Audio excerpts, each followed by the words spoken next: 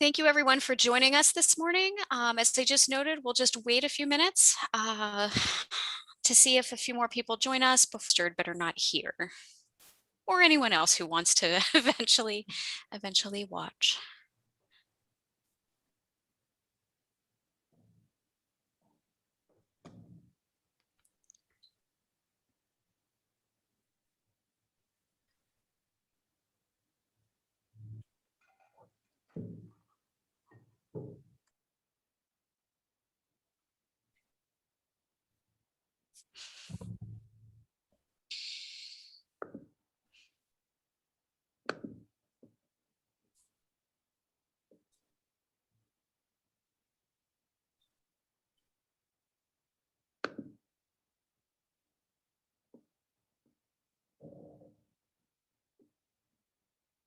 All right, and I'm showing about 3 minutes after the hour, so I think we'll go ahead and get underway. Good morning, everyone, or good afternoon or evening, perhaps very early morning, from wherever you may be joining us.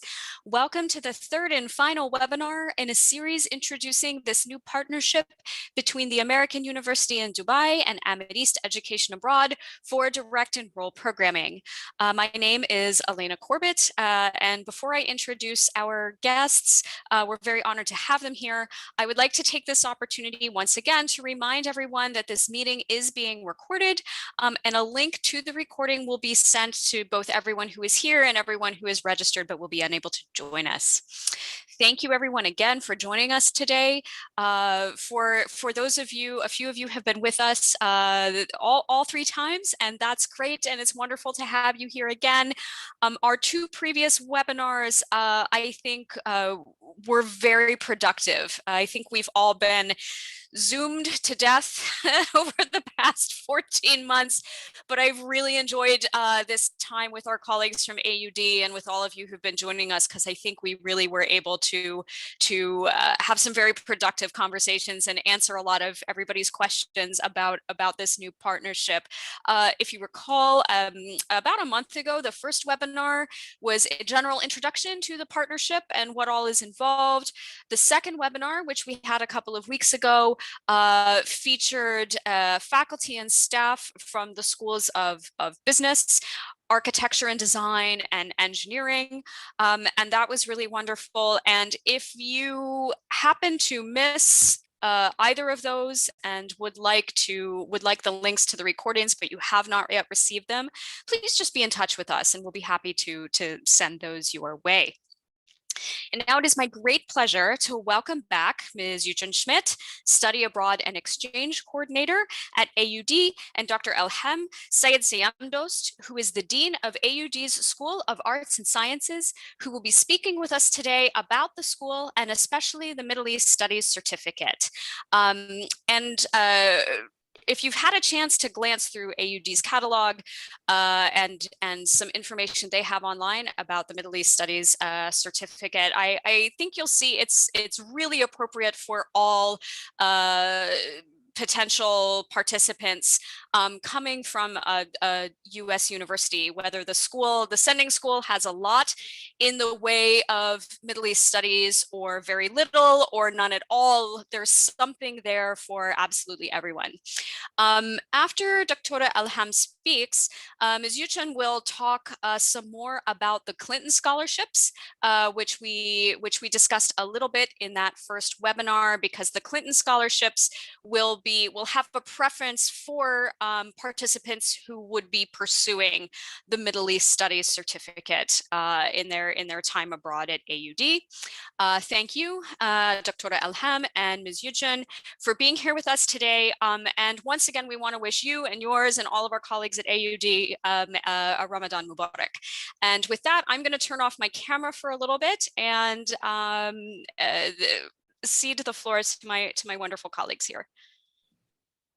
Thank you, Elena. Hi, everyone. Again, my name is Schmidt, and then today we have Dr. Elham here with us. And just give me a second to share screen. It's always a bit challenging to find it. Oh, there we go. And then the presentation will be on the way.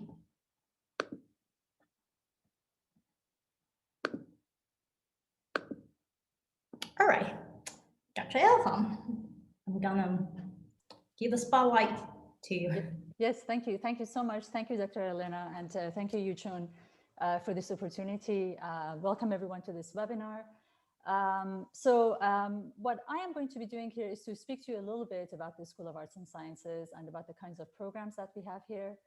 And I'll focus a little bit more on the Middle East, on the Middle Eastern Studies Certificate. As I understand, that seems to be kind of the focus of the interest of the majority of you who are attending this webinar. I'd be happy to answer any questions that you have. So the School of Arts and Sciences at AUD is one of 6 schools here.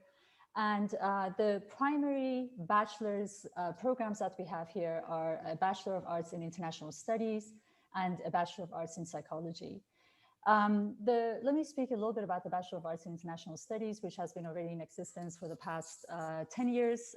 We have had, I believe, maybe, actually maybe longer. Last year, we had our 8th cohort graduating. And basically what we have here is an undergraduate program that very much brings together different disciplines. It's a very interdisciplinary program that focuses on politics, history, economics, and cultural studies. And we offer 3 different tracks to our students: international development, international relations, and Middle Eastern studies. The vast majority, about 95% of our students, focus on international relations, which is a lot more political economy oriented. I can tell you a little bit about that program in terms of what it entails. Our students essentially start off the program by taking a series of similar courses in the first 2 years that kind of bring them all to the same level of knowledge and understanding in terms of content. Since we have a very varied student body who come from a lot of different countries in our programs, for instance, we have students represented from 50 different nationalities in the Bachelor of Arts in International Studies. And so what we're trying to do is to ensure that they are all kind of starting off into the program on the same level. And in the last 2 years, they are given more of an opportunity to concentrate in one of these tracks. I think some of the highlights of the program are the fact that our students have to be taking 2 years of a language other than English. The languages that we offer currently are Spanish, French, and of course, Arabic. In addition, our students have to take some kind of serious research methodology classes, including statistics. In their final year, they are given the opportunity to be doing to be working on their capstone project, which is, again, a very involved project that essentially allows students to dig deep into a topic of their interest that they have kind of possibly cultivated over the last 3 years that they have been part of the program. We also ask of our students to conduct an internship. The majority of our students do the internship in the summer between their junior and senior year, although I must say, of course, unfortunately, due to the COVID pandemic, we have had some issues with that. So some of our students have had a difficult time finding an internship, and some who have not been very happy with conducting these online, although many of them have decided to do that regardless. So we're just hoping that after the pandemic is over, that we can go back to that actual personal experience of that the students gain by being on site and learning from others, irrespective of what the industry is that they engage in. I would say that our students who have this kind of degree, generally, the majority of them actually decide to pursue graduate studies, though not all. Some of them go and start working either for a variety of businesses or international organizations at a very kind of entry level. Think tanks, we've had students who have been working here at, or graduates who have been working here at Expo 2020, the Asian Development Bank, various ministries, or I would say the diplomatic corps of their countries, and so on. Okay, so that's for the BAIS. We also have a Bachelor of Arts in Psychology. This is a more recent program that we launched 3 years ago. This is, in fact, this next year is going to be the first year that we're going to be graduating our first cohort in psychology. It has been a very attractive program, and I think that COVID and all of the psychological side effects, I would say, that have come along with the pandemic have made it even more attractive. So we're seeing a quite significant increase in the number of students who are interested in getting a bachelor's in psychology. And here again, it's more of a general psychology program that we offer, although we do focus on a series of on some areas, including clinical psychology, family psychology, and some others. Let me get this right so that I don't just, here we go, applied psychology, industrial and organizational psychology, as well as biological psychology. And again, what we have seen is that due to the fact that we essentially ask of our students to be also doing an internship, to be conducting an internship, we have found that they are branching out into a series of areas. So just because they're studying psychology doesn't necessarily mean that they are going to be going into a clinical, kind of taking the clinical path.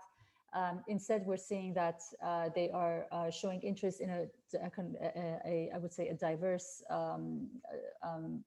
variety of areas, including human resources, organizational psychology, joining marketing companies, and so on. So we are expecting that once our first cohort graduates, that they're going to be pursuing different professional objectives following the BA, and we look forward to see how that might be developing in the future. And finally, we have a Master of Arts in International Affairs, which we are just about to launch this coming September. This program has been, I guess as any other program possibly as well, has taken a good 2 years for us to get off the ground, mainly because we wanted to be very sure about the kind of quality of a program that we want to be offering. And our MA in International Affairs is a professional degree. What we are offering are 3 general tracks in international law and diplomacy, global governance and sustainability, and security studies. It's a 30 credit, 10 course program that is essentially, I would say, quite attractive to mid-career, but also students who have graduated from a bachelor's program, have perhaps a couple of years of work experience, and who are interested in going back and pursuing a graduate degree. We are very excited about this program. We have some top-notch faculty who will be teaching in this program as of next year, and we are in the process of currently essentially selecting the first cohort, and and we are looking forward to getting this program off the ground soon. Okay, so that's it in terms of kind of the main programs that we have, and of course we also have a certificate in Middle Eastern Studies. Now, our certificate, essentially what it does is to enable students to take 6 courses and in a variety of areas, and I'll go a little bit more into detail about what it is that we kind of require of students. And by taking these 6 courses, we essentially are able to give a certificate in Middle Eastern Studies, which is of course accredited both here but also in the US. And I should have probably mentioned this previously as well. All of our programs are US accredited. We are accredited by the Southern Association of Colleges. So in any case, so in this particular case, the MESC certificate is probably one of our, I would say, oldest programs that we have had here. And what we offer to students are essentially is an 18 to 19 credits program. And the reason for why we say 18 to 19 credits, and that will be very soon turning into 19 credits only, is because we had to go through a change in our we actually recently, in about 2 years ago, had a change in our Arabic language program, where we essentially decided to expand the number of hours that our students were spending in the classroom in order to make our language classes more, I would say, more focused, more efficient, and also to enable our students to gauge a lot more with the faculty in the classroom, and also gain much more knowledge in the particular language that they are taking. And so currently we still have some students that were kind of in the previous curriculum where the language courses were only 3 credits. As a result, we say 3 to 4 credits, but pretty soon it's going to be 4 credits only. And so we're talking about a 19-credit program that has certain criteria. We ask of our students to be taking 1 language course, 2 courses that are required. The 1 course that is in particular required and that everybody has to take across the board is the Introduction to Middle East History, which is right here, MEST 210. And they would also have to take 1 of these 3 courses, MEST 310, 323, or 343. So we're talking about Islamic civilization, or Islam, historical and societal aspects, or business in the modern Middle East. In addition, we ask of our students to be taking 1 course in religion, 1 in humanities and social sciences, and 1 area studies course. So the religion courses, as you can see, are primarily, I would say, focused on Islam. However, we do have a course on religions of the Middle East, which is a lot more kind of, I would say, is more expanded, and it does not necessarily just focus on Islam. Even though Islam is the primary religion in this region, of course, there are a variety of religions that are practiced here. And so one of our courses kind of looks beyond Islam to the other religions that are practiced in the Middle East. In terms of humanities and social sciences, we have a variety of courses that we offer. Oftentimes, I have seen that students show quite a bit of interest in either politics or cultures in the Middle East, as well as women and gender. And I think that that perhaps speaks to the perception that one might have of the Middle East and the kind of the curiosity that students have when they come into the program. And then we have an area studies program, an area studies area. So a series of courses that students have to take a course in. And again, we offer a variety of courses, and depending on students' interest, one of these will be available in any 1 semester. So with that said, some of the questions that I might be anticipating that you might have are whether or not you might be able to take kind of benefit from the Middle Eastern Studies certificate in 1 semester. We do have and have had in the past students visiting us from either the US or Europe who have been interested in the Middle Eastern Studies certificate. And they generally come with the objective of getting the certificate while they're at AUD. And yes, it is possible to take all of the requirements in order to receive the certificate in 1 semester. Essentially, you would be taking 6 courses in order to do that. And it is possible, and it's not, I would say that depending on so you do have obviously kind of different levels of courses. And I think depending on the kind of constellation of courses that you have, it could be a more or less challenging semester, but students have done it, and they generally very much enjoy doing that and focusing on all of these MEST courses within 1 semester. Apart from that, I know there are a lot of questions that are going to come up, so maybe I can just answer some of those questions ahead of time, and then we can open it up later. I have heard from in the past questions about the possibility of engaging with Arabic-speaking nationals here. So one of the things that is great about AUD, and I was essentially kind of looking at some of the numbers that we have in our school only, so not even looking broadly at AUD, but within our school, is that I would say the majority of our students are essentially either Arabic speakers or have Arabic speaking parents. So you do have a lot of students who do speak Arabic. And that is not only students from the GCC or the UAE, but also beyond that. We're talking about students coming from Jordan and Lebanon and Syria and so on, and North Africa, Egypt, and so on. So apart from that, in addition to the fact that there's a possibility of engaging and practicing language skills on campus, outside of the campus, even though you could be living in Dubai and not speaking any word of Arabic and get by, there are opportunities, there are possibilities of using and practicing your language outside of the campus as well. And kind of in the broader society. So that possibility exists. And I think we often have that kind of perception that, you know, Dubai is an English-speaking city, or the UAE is an English-speaking country, which is absolutely not the case. So that kind of opens up opportunities as well. And I guess the final thing I would like to say is about kind of the different kinds of the kind of opportunities that taking classes in order to kind of get this certificate might be opening up also here within the region and at AUD.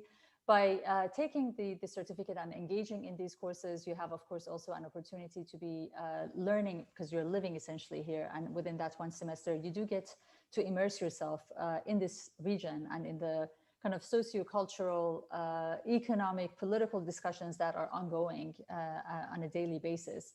And so I have found that kind of students who come and stay by virtue of being here, interacting with others, interacting with a lot of students from the region, that they gain a lot more kind of firsthand experience about this region, which I think is extremely enriching, especially when, you know, we are constantly flooded by different kinds of news, sometimes misinformation. And so being here, it does expose you to a different kind of understanding of how things are in the Middle East.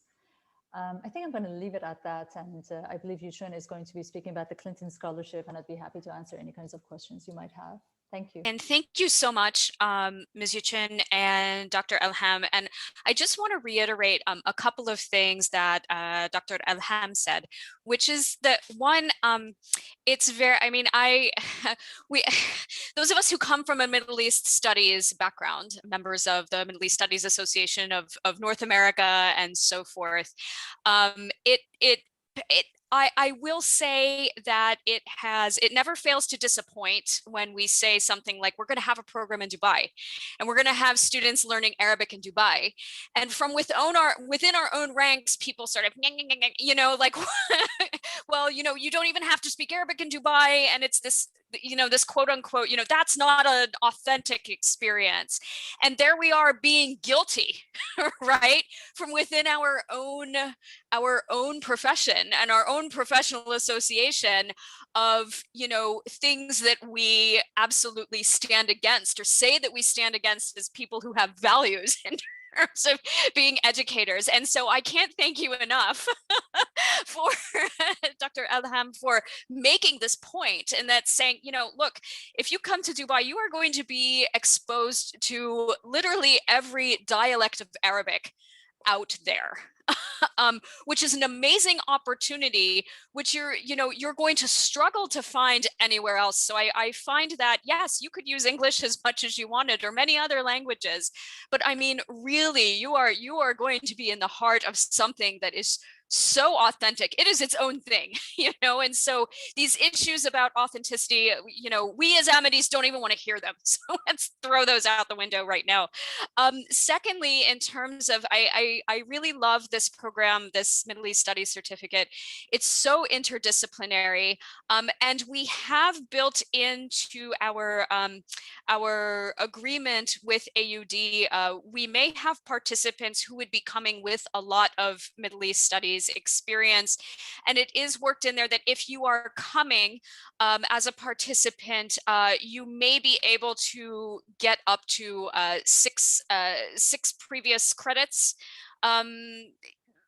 submitting, you know, course grades, course descriptions from your home institution, that at the discretion of the faculty involved with the Middle East Studies Certificate may be able to waive some of those credits to make it easier for those, a little bit easier for those who already have some experience to complete that certificate in one semester, or, you know, do the entire thing if they so wish.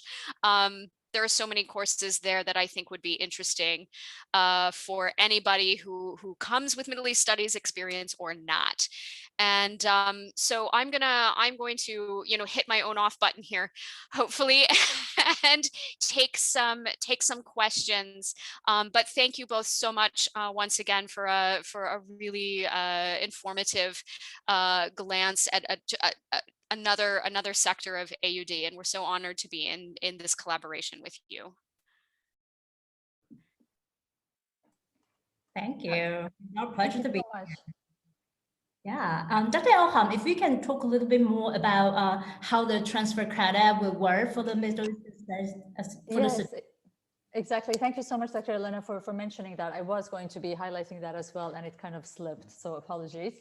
Yes, absolutely. So we do essentially facilitate students who have already some prior knowledge or experience with Middle Eastern studies by having taken other courses, Middle Eastern related courses in their particular programs.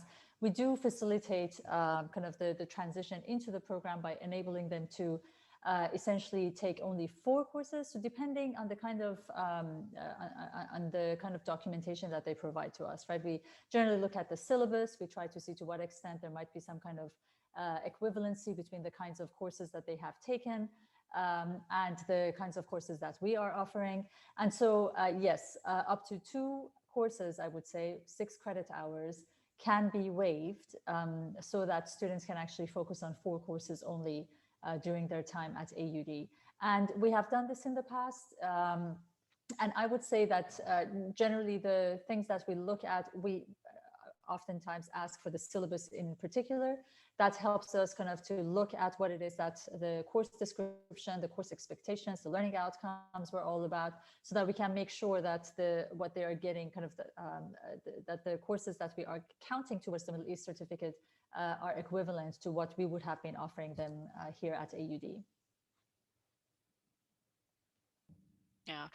And we had a question here. They're also coming in sort of privately. So there's a question about our scholarships. That yes, so there are a couple pieces to this, because we have scholarships as well as Amidist Education Abroad, and those can be anyone who is applying to enroll at AUD, whether they are applying for a Clinton Fellowship or not, is eligible to apply for an Amidist scholarship, either a blog abroad scholarship or a needs-based scholarship to study at AUD. The Clinton Foundation scholarships are a little trickier to use in combination with an Amidist scholarship, because they are those of you who have worked with us before, it's a tuition discount. It's not a cash out scholarship. And so I think only very small scholarship monies would be applicable in combination. But we will certainly work with your participants to talk about that and see what are the most the best options for them in terms of, you know, affordably undertaking this opportunity.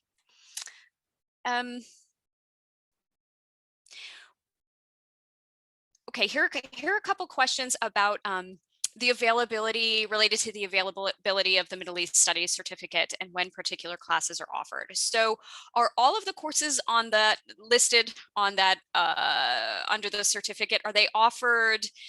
How are they offered?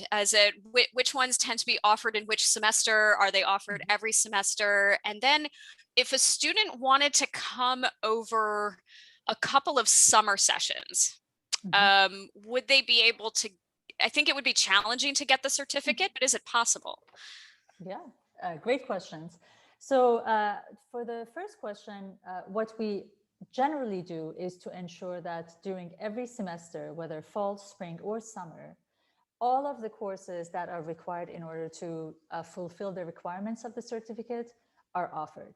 Now, that doesn't mean that you're going to be having a huge selection as a result. During the academic year you do, but in the summer, most likely not as much. But at least by doing that, we enable students who want to be here over the summer only to be able to fulfill the requirements of the certificate. I will come back to the first question again in a second, but since we're talking about the summer and kind of going into the second question, we have 2 sessions. We have 2 summer sessions. One is, we call it Summer 1, which is essentially beginning of May to the end of June. more or less, it's about 6 weeks. And then we have summer session 2, which starts in July and ends mid-August. So what that means is that what we try to do is over the course of the summer to offer enough courses that if a student is interested in getting the certificate, that they are able to essentially fulfill those courses within those 2 summer sessions. Having said that, summer can be pretty intense, right? 6 weeks, you're talking about, what is it? Is it 6 hours a week of just class time for one course? So generally we don't, at least here, we don't recommend our students to be taking any more than 2 courses per each summer session. So if one were to do that, then, that would have to kind of, be extended over, I guess, a couple of summers, maybe over 2 years. So that's one part of it. And the other part of summer is, I think that over the summer, generally, the number of students goes down to some extent. So if I were to do this, I would probably personally choose to study during the actual academic year, in particular because the intellectual life of the campus is a lot more lively. I would say there's a lot more going on, and there's a lot more to benefit from. And of course, this is all talking, beyond pre-pandemic, beyond the pandemic, and so on. But in any case, but if one were interested in doing that, yes, absolutely, there's a possibility of taking those courses. In terms of the different kinds of classes that you saw on that slide, so we generally offer, in terms of our Arabic courses, we make sure that at least beginners, intermediate, and Arabic proficiency, that each one of them are offered in each of those semesters, so in the fall and in the spring. And in addition, MESC 210 is the one course that everybody has to take, that is a requirement, and that course is offered on a regular basis throughout the academic year, including the summer. Now, in terms of the humanities and social sciences, religion, area studies, that very much varies, I must say. Depends on what it is that faculty may want to be teaching, and kind of, so it depends also on the kind of demand that we get. So oftentimes what we do is we offer a series of them. Our MESC courses are actually highly popular on campus. So because it is as you said, it's a very interdisciplinary program. So all of our courses can be used as general electives, social science electives, arts and sciences electives by the vast majority of the students on campus. So we have students from, let's say, business or marketing or architecture who are interested in taking a variety of courses in Middle Eastern studies. As a result of which we oftentimes throughout the year, during the fall and spring semesters, we offer quite a variety of these courses. So there's a good selection of courses that we have throughout the year. Again, in the summer, it's a little bit less, a little bit less because of the kind of demand that we have and the number of students who choose to take summer classes. Great, thank you. Here's one. Okay, could recently graduated students come for the certificate? And then I'm going to add a question to that. I mean, from our side, from Amity's side, we have no problem. It has not been my impression that AUD would have a problem with that either. Please correct me if I'm wrong. But I would have a question, a follow-up question, I guess, for Yuchun, which would be whether participants who already hold a BA, a bachelor's degree of any kind, would be eligible for a Clinton Foundation or a Clinton scholarship in that case. I see. So to answer the first question, yes, you can. Even you already have a degree, you can still come to AUD to pursue the certificate. We do have, in some cases, for new residents who move to Dubai, UAE, relatively, they want to get to know about the culture. So they already have degrees previously from their home country, bachelor's degree, master's degree, not sure about PhD one, but they enroll into the certificate, the Middle East certificate program. And then they can enroll as a visiting student and just to pursue the certificate. So it is possible. Now, for the second follow-up question, the answer, unfortunately, is no, we cannot. Currently, we are only allowed currently enrolled undergraduate student to apply. Okay, thank you. That makes sense. Are there any other questions? We haven't had many here.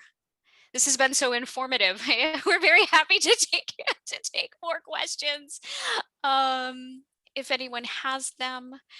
Um, So maybe I can say a little bit about life yes, in Dubai, just please, to kind of give an idea of what life in Dubai is like. please do. I think, Dr. Elena, you were quite correct by saying that this is such a melting pot of all of these different people from the Arab region coming together and creating their own authenticity. And I think that was actually a very nice way of putting it. So Dubai as a city, I know we hear a lot about it in all of the superlative terms that we hear out there, right? The longest, the tallest, the biggest, the richest, and so on. It is a quite interesting place. And I think there is a really, as a, if I want to call it as a social experiment, it is a fascinating place to be in. And I think that oftentimes people have some biases, you know, sitting afar and kind of looking at us, sitting here and, you know, think that they know it all. And, you know, and we have a lot of different kind of descriptions or descriptors that we can put on this place. But actually being here and experiencing it on the inside is quite interesting. I think that it probably would open your eyes to a new kind of side of this region as well. There's a lot that has been happening in this region. And I think that the GCC, in particular, well, the GCC broadly, but in particular countries like the UAE, like Qatar, have been kind of exploring, expanding the boundaries of what is possible. And I think that if you are a student of the Middle East, there is a lot that you can gain by just being here and kind of, you know, immersing yourself in the life of this place. And you know, I always think that this place is really an anthropologist's heaven. I think there's so much to be learned from what is happening here in terms of the crossroads that it creates for the variety of nationalities that come here, the variety of people that come here, different professions and so on, and the immense opportunities that it creates for a lot of people. And so I do think that it's quite an interesting place to be in, and from which one can essentially also have a home from which to kind of go and visit other places as well. I know that if we look at the region today, yes, there is a lot of instability in many corners. At the same time, there are places, once we are again beyond the pandemic and can start traveling, it is a great place from which one can actually go and visit other places as well during your stay essentially in Dubai. Yeah, I don't know. Just wanted to throw that in. Thank you so much. We have a follow-up question to that. Thank you for speaking about life in Dubai. What can a student expect in terms of cost of living? Are day-to-day expenses generally more expensive than a typical US city or on par? Before you answer that question, I am just going to say that on our on the program brochure in Teradata, we do have kind of a representative cost sheet. So our colleagues from AUD have been really conscientious about sharing with us what things might typically cost, and we are using that in such a way that students can kind of fill in the blank and see, you know, it will total that for them, and then they can see, you know, if they have a scholarship, how will that impact the total and what they might be facing. But I'm happy to hear from our colleagues about just kind of how they find cost of living. I think that's a great question. I'll just take that quickly, Yuchun, before I pass it on to you. So I think it depends on what your typical US city is. If you're living in New York or San Francisco, you know, yeah, we come up there, I think, possibly. Depends on really where you are, you know. But I would say that even in Dubai, I think that perhaps as in any other city, you are able to find a variety of I would say equivalent products, right, to different costs at different cost levels, depending on where you go. So for instance, if I go shopping at Carrefour here, you know, I probably save a good 40% versus going to Waitrose or Spinneys. So those are our supermarkets here. So there are ways in which you can mitigate that. Having said that, I do think that you're talking about the UAE, which is essentially a high income level country. So as any other high income level country, the cost of living is quite high. But again, there are ways of mitigating the costs and kind of learning, and you do kind of learn where to go for certain things and how to cut costs once you're here. Yuchun. Thank you, Dr. Elham. Yes, it depends. My first reaction to the question would be, well, which city are we talking about in the US now? US is huge, and then the cost of living in each city is a little bit different.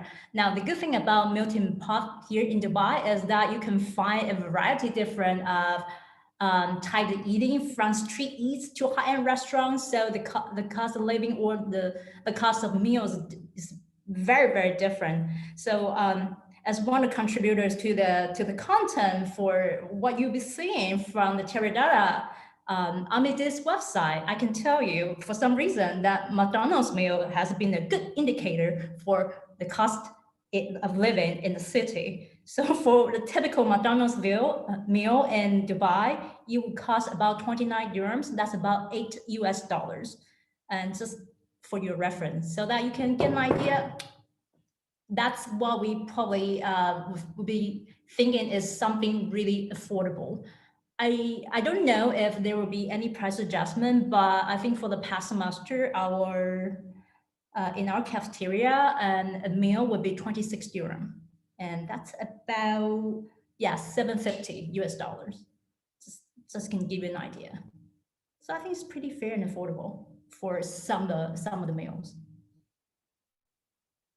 Yeah, and US colleges can be quite expensive too, right? US colleges, college food, cafeteria food, etc., can be, I think, quite pricey as well. So if we consider that pricey, so $7 to $10 a meal, yeah.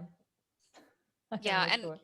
and I thought looking at that cost sheet, I was reviewing it before we came into this webinar.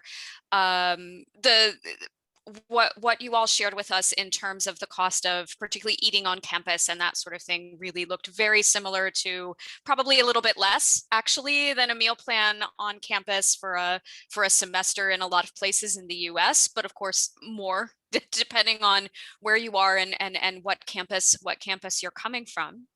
Oh, we have another question. Is the cafeteria open for breakfast, lunch, and dinner? And is there a meal plan available? Well, yes, it's open for 3 meals, breakfast, lunch, and dinner. And then for the last question, I have, maybe I'm jumping ahead right now, but we are looking into the possibility to make meal plans available for students. It will be 2 meals per day. We don't have the specifics. They are still in the planning stages right now, but we are discussing right now, looking to the possibilities. So we may very likely have meal plan as an option for students in the future. Great.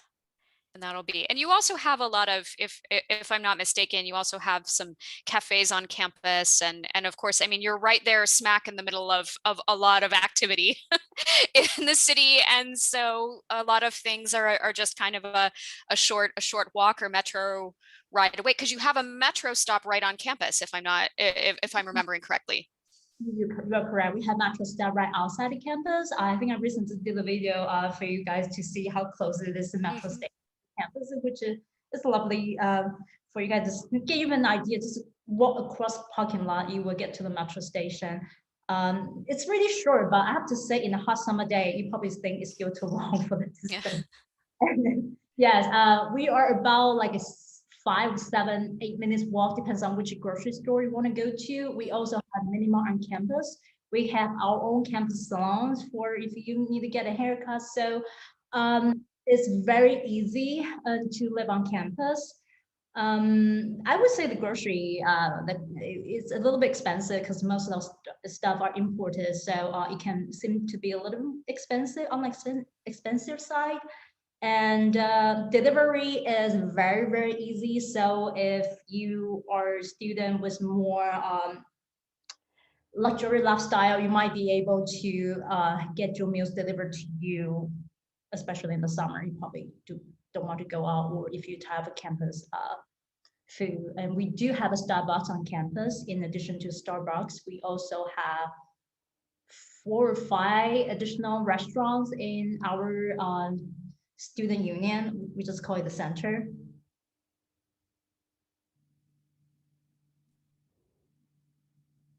Thank you. And of course, because we live in Media City, where we have a lot of different kinds of companies, there's literally in walking distance, you have sushi, you have pizza, you have McDonald's. Speaking of the Economist McDonald's Index, we have pretty much everything. We have Lebanese food. You know, there's lots actually in this area. Yeah, thank you so much. And thank you so much for the questions, Ramona, about life on campus. We haven't had as many of those, and so I'm glad we had the opportunity to chat a little bit about them, because I think, you know, I think we have a tendency also to really sort of overemphasize academic life, and then we step back and we say, wait, but what if I want to eat? You know, what if I want to eat different things? And so I'm really grateful to you for bringing all of that up, because we haven't really had so much of a chance to talk about that yet in the context of these webinars. Are there any additional questions before we wrap up today? And if anything, I'm always one of those people who thinks about good questions, you know, 5 minutes after the opportunity to ask anything ends. So, but that's why we're here. And if Justine and I cannot answer the question, we will take it immediately to those who can. So if there are, oh, thank you. Catherine says, thanks for a great presentation. I agree. Thank you so much for Dr. Elham and Ms. Yuchun for such a wonderful webinar. And thank you so much for your collaboration over these 3 webinars. We are so, once again, I mean, I don't want it to sound cliche, but we are so thankful for this collaboration and this opportunity to work with you. And we're very excited about recruiting some students to send your way. And we're just so happy to get people in the air going anywhere again. We have a few coming this summer to Morocco and Tunisia and Jordan. We're very excited, and we're looking forward to, you know, being able to do what we do again. It's been a really hard 14 months here, and it's not over yet, but you know, here's hoping for better things ahead and lessons learned, and getting all of our students moving again so that they can learn with humility and all of those other good things that they bring with themselves to their programs. So thank you again, Dr. Elham and Ms. Yuchun, and we appreciate you so much, and wish you all good wishes for the upcoming Eid, and we look forward to seeing you on site soon. Thank you so much. Thank you, Dr. Elena. Thank you, Justine. Thank you all. Hope to see you on this side. Absolutely, absolutely. Thank you, everybody. Take care. Have a wonderful rest of your day. Thanks, you too. Bye-bye. Bye-bye. Thank you.